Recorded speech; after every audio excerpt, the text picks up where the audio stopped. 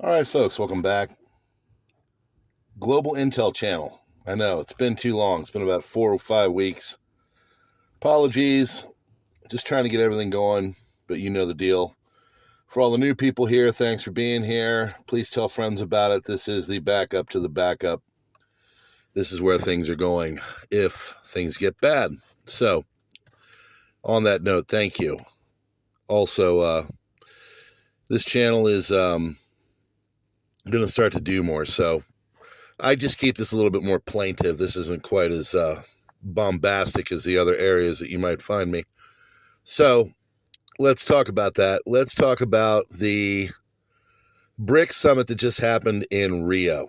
Okay. I think it's the 17th one.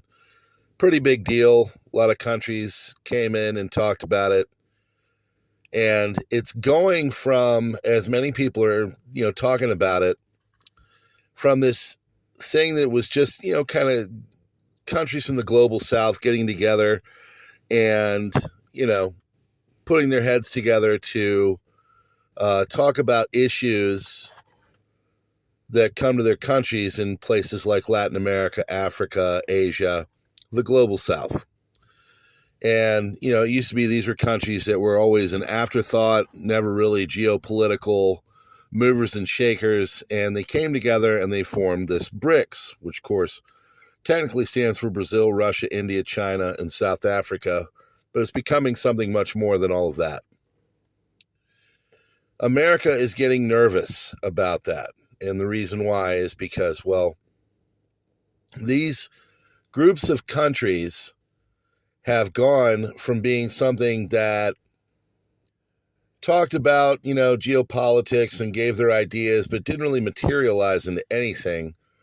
Now it is materializing into something. It is becoming a group that is actually getting action and are becoming a potential challenge to the hegemony of the Americans and ultimately, really, the American dollar. The American dollar is kind of starting to be discarded. The BRICS nations are coming up with new payment systems. They're coming up with a potential new currency. They're getting into rare earths and gold and silver and metals and other physical resources. And they're really starting to challenge Washington, D.C. and the old global order. And whenever these,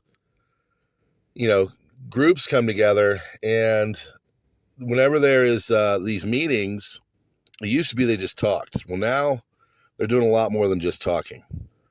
Now they're actually getting some things into action. And this is really freaking out the DC folks. Why does this matter? These groups are led by Russia and China, and as you know, they have an adversarial relationship with the United States as it currently stands. And what this is setting up in the not-so-distant future is a potential for conflict. This is becoming something that could lead to militaristic-style action. World wars don't just happen because people don't like each other. World wars happen because of resources. They happen because of financial transactions and who controls the game in that area. It all comes down to money, as my father always famously told me when I was growing up. So what you have here is a challenge to the Washington, D.C. based world order.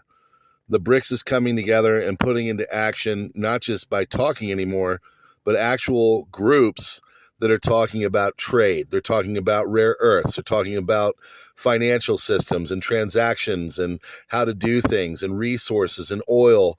And they're becoming something that could potentially, in the not so distant future, take over where the United States has always been as the world leader. So the question is, how would America react to such a thing if a China, Russia based world order were to start to be more accepted and adopted by not just the global south, but by everybody in the world? I think at that point you'd see conflict go from the financial realm to the military realm.